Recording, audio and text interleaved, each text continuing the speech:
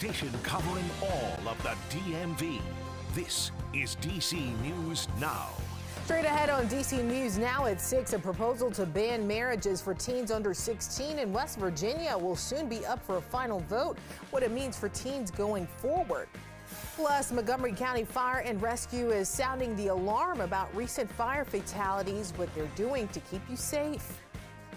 And we're honoring remarkable women all month long. Here on DC News Now, we'll introduce you to a Howard County teacher changing lives. Good evening. Thank you for joining us for DC News Now at 6. I'm Annalisa Gale. We start with meteorologist Scott Sumner, who has a look now at what we can expect on Sunday night with some winter weather advisories there on the radar. Yeah, Annalisa, welcome back. And you know what? We really haven't had too much of a winter to speak of for many of us. But the one area that has seen at least some snow, even saw a little bit last night accumulating, is out towards Garrett County, Allegheny County, far inland areas there. Also far inland out towards Mineral County. This is an area as we go into Sunday afternoon, Sunday night, and going into early Monday, could have a little bit of snow along with the mountains here of the Blue Ridge in parts of Virginia. Now, the overall setup is a storm system that is moving in from the west, and you can see that moisture start to overspread the area in the afternoon, as you'll see here the timeline. In the morning, it's just dry, but in the afternoon, we start to see showers and some snow coming into play here, and then by the evening, it will continue. Now, for D.C. and most of us, well, you guessed it, it's not going to be a snowy situation. It's going to be more of a rainy situation across the area. But tonight, it is going to be a dry one. And this evening will be partly cloudy, 7, 8, 9 p.m. And temperatures will be holding into the 40s. We'll talk more about tomorrow's temperatures and beyond with the 7-day coming up. Annalisa? All right, thanks, Scott. Well, today is the last day of the West Virginia legislators' current session. And one of the biggest talkers is a bill that would ban marriages for teens under 16. It also calls for prohibiting age gaps of more than 4 years for 16 and 17-year-olds. Randy Bass has the latest. This child marriage ban managed to pass in West Virginia State Senate after originally being killed in a Senate committee. It now bans marriage for anyone younger than 16 and prohibits age gaps of more than 4 years for 16 and 17-year-olds who want to get married. As current law stands, children can marry at 16 with a parent's consent, and kids even younger than that can get married with a judge's waiver. West Virginia lawmakers on both sides of the aisle have strong feelings about the bill. Folks like to tell these stories from the 1950s and 60s, where true love prevailed, like Romeo and Juliet.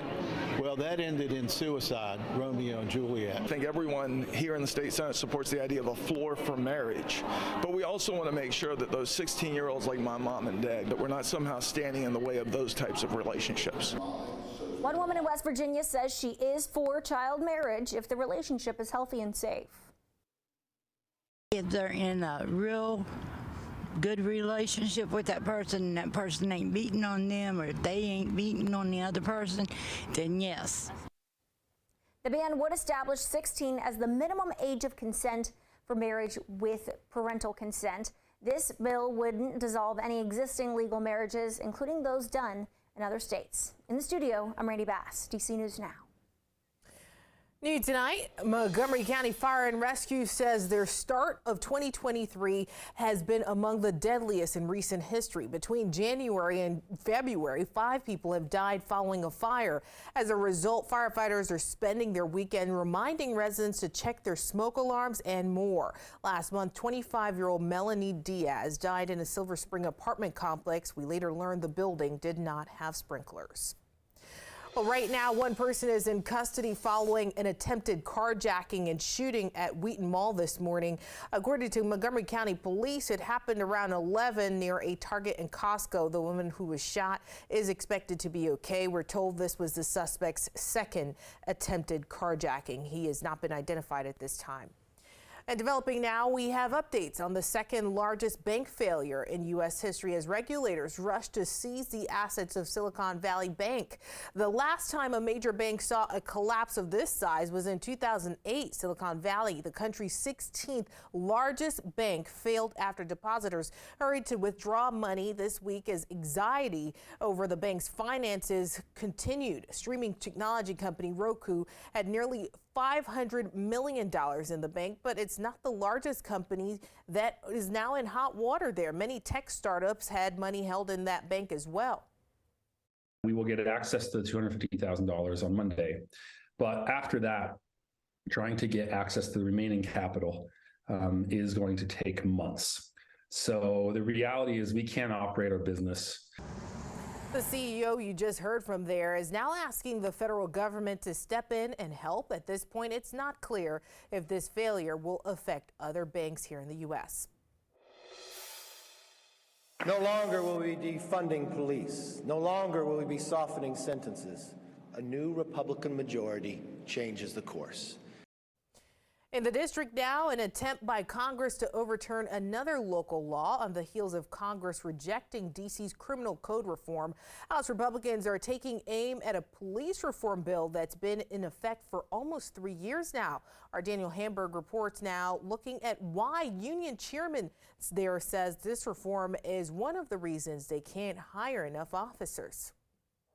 The force is down right now, about 500 officers. They say the council chairman, however, says that the reforms have nothing to do with those vacancies. He says this is all about police accountability. I knew it had nothing to do with what was in the bills. I knew it had nothing to do with any genuine concern about our safety. That's Nike Savane's reaction to Republicans now trying to reject police reforms in the district. She was on the D.C. Police Reform Commission, which recommended changes after George Floyd's murder in June 2020. We've listened to community members through the Police Reform Commission. The council itself has had public hearings on this, and they settled on a decision. And now we are being undermined yet again. Reforms include a ban on neck restraints, making it harder for officers to disperse gatherings, and gives public access to police records. Temporary versions of it have already gone through congressional review 3 times. A permanent version of the bill was passed in January. This bill is a retribution on police officers, and basically creates an environment where it's impossible to go out and do your job, and creates all kinds of crazy liabilities for police officers. D.C. Police Union Chair Greg Pemberton says he's for transparency, but officers don't want to work in D.C. because of this bill. It forces body-worn camera footage and officers' names to be released almost immediately after any critical incident. It creates a disciplinary database so that the public can search every single officer's disciplinary history. Mendelson says Republicans are just emboldened after overturning the revised criminal code. This bill's about police accountability. It's about ensuring that we don't have bad cops, that we don't hire bad cops. Now, while the overturning of that revised criminal code had large bipartisan support, it's not clear how this effort will fare yet. But according to Axios, they're reporting that there are 15 co-sponsors in the House right now. In the newsroom, Daniel Hamburg, DC News Now. As staying in the district now, Congresswoman Marjorie Taylor Greene is demanding full access to D.C.'s Corrections Center. This following allegations of inhumane treatment of January 6 defendants. The Congresswoman sent the letter to the mayor's office this week claiming the conditions for January 6 detainees are unsanitary and unconstitutional. As our Marielle Carbone reports now, she's investigating the claims. The conditions have always been horrific. D.C. activist Ronald Moten says there's no question conditions need to improve at D.C.'s jail. But what he does question? Her real motives. The motives of Marjorie Taylor Greene. So that we can... Thursday, the Georgia Congresswoman sent this letter to Mayor Muriel Bowser demanding full access to D.C.'s jail. It comes as a House committee investigates the treatment of January 6 detainees. In the letter, Greene, who's visited the jail before, claims detainees have been abused and neglected, forced to live with clogged toilets, and not given access to haircuts or other workforce development opportunities. It states treatment of January 6 detainees paint a picture of despair, hopelessness, and a severe abuse of justice. And the committee is concerned by reports that January 6 detainees are facing a unique form of mistreatment due to their politics and beliefs. It talks about the two worlds we live in. Moten says Greene's letter shows she has no concern for black prisoners here or across the country. It's ironic. People can find things wrong when it's for a certain group of people, In this case, people who committed treason, but you don't care about the 99% of the black people who were in the prison. He's looking for accountability and says lawmakers should be working on justice for all people. Let's see how many visits they made in any prisons throughout the United States about inhumane conditions, because we know they exist, right? And if they haven't, why would it be so important for them to come to D.C. to visit a group of people who created treason? Again, that was Marielle Carbone reporting there. She reached out to the mayor's office for comment, and a spokesperson tells her team that the mayor has received the letter and will review it and respond accordingly. Meanwhile, Green is requesting access to the jail for Congress and staff no later than March 23rd.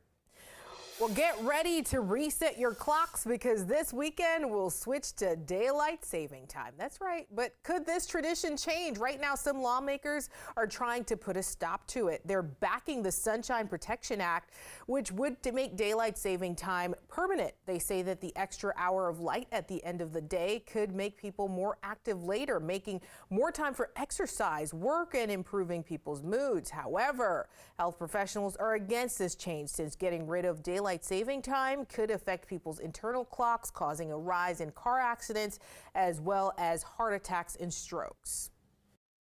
We're against it for several reasons, primarily due to health and public safety.